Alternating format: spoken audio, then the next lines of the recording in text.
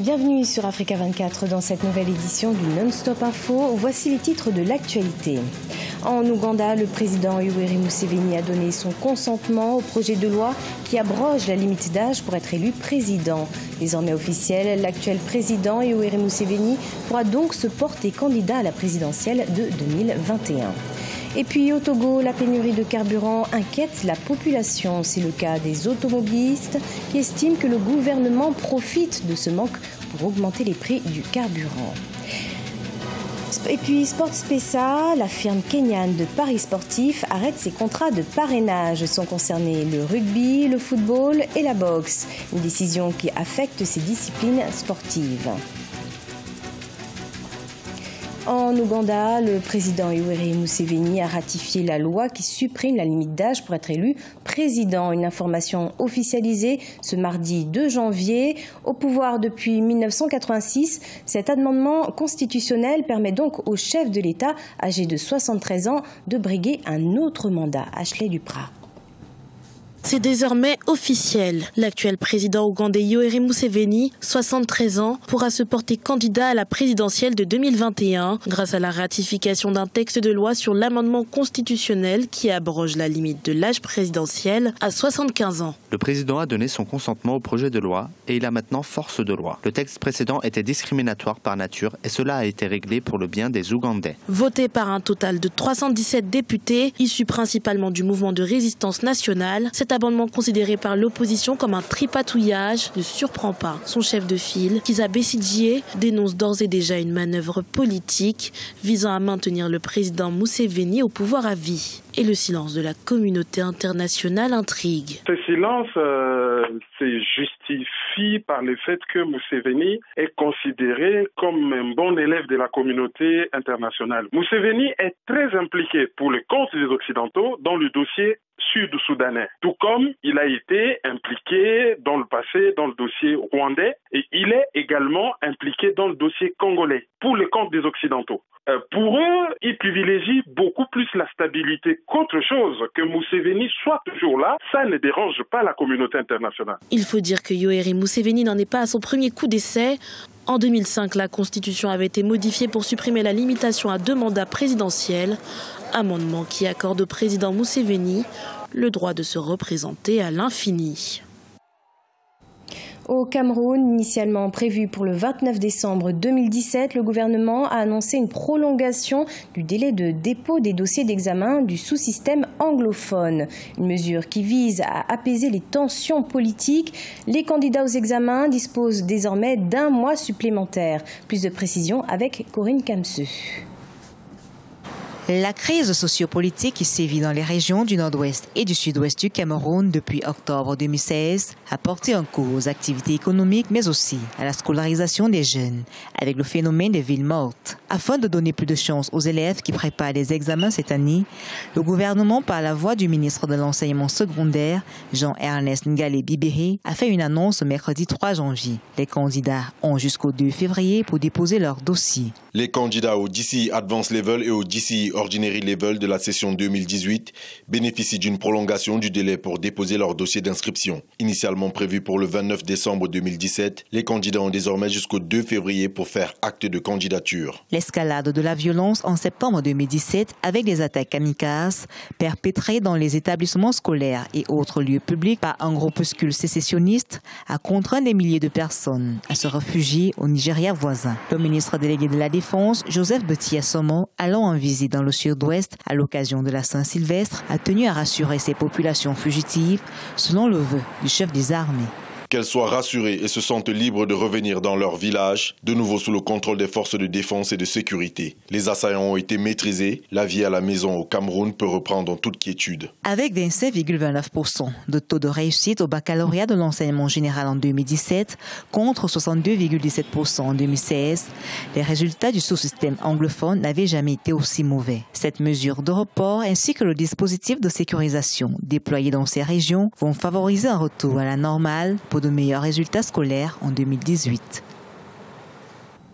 Au Togo, les populations peinent à s'approvisionner en carburant, une situation qui devrait être réglée d'ici la fin de la semaine selon les autorités togolaises. Mais s'achemine-t-on vers une nouvelle augmentation du prix du carburant? La réponse dans ce reportage d'Emifa Kofi, notre correspondant.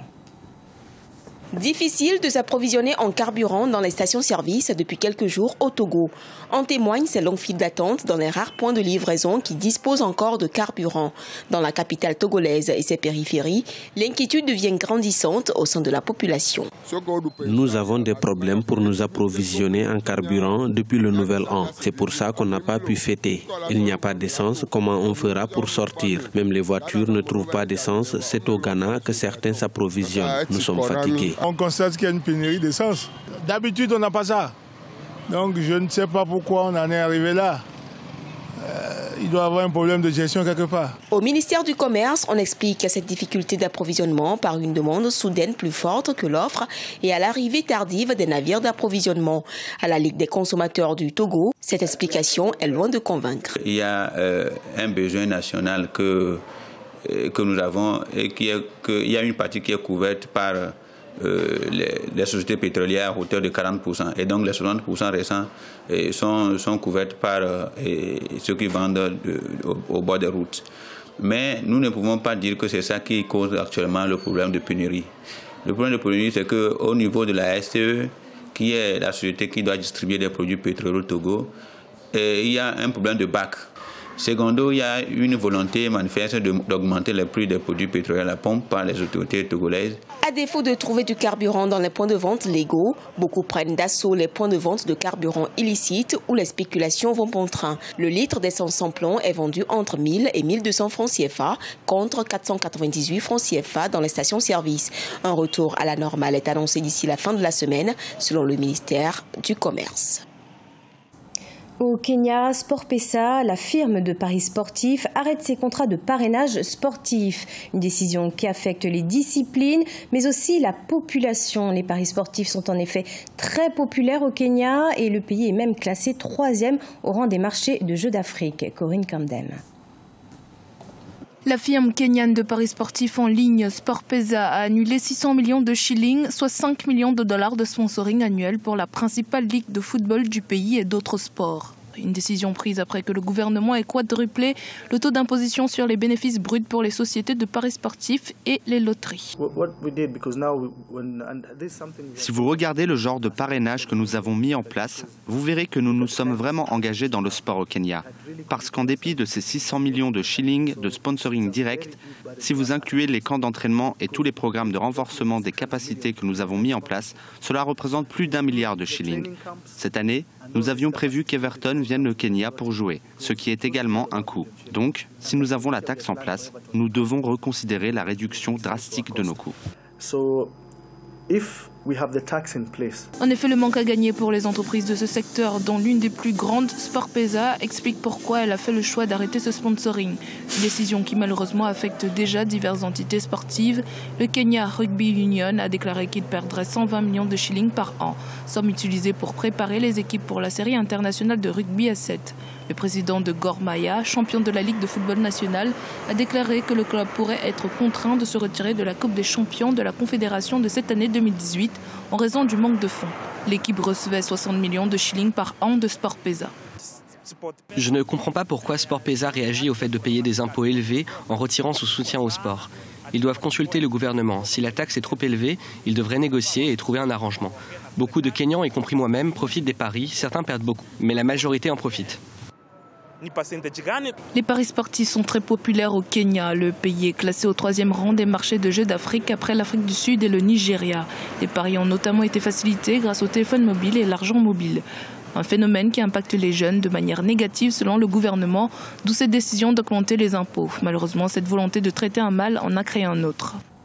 On poursuit avec le sport et c'est Mohamed Salah qui a remporté ce jeudi 4 janvier le Ballon d'Or africain 2017 à Accra, la capitale ghanéenne. L'attaquant de Liverpool est donc désigné meilleur joueur africain de l'année 2017 devant le Sénégalais Sadio Mané, son coéquipier de Liverpool, et le Gabonais Pierre-Emerick Aubameyang, la star du Borussia Dortmund. Il y succède donc à Riyad Mahrez, élu meilleur joueur africain de l'année 2016 et détenteur du prix de la CAF du 11 africain 2016. C'était le journal de la rédaction. Merci de l'avoir suivi. Retrouvez dans un instant une nouvelle édition de l'information sur Africa 24.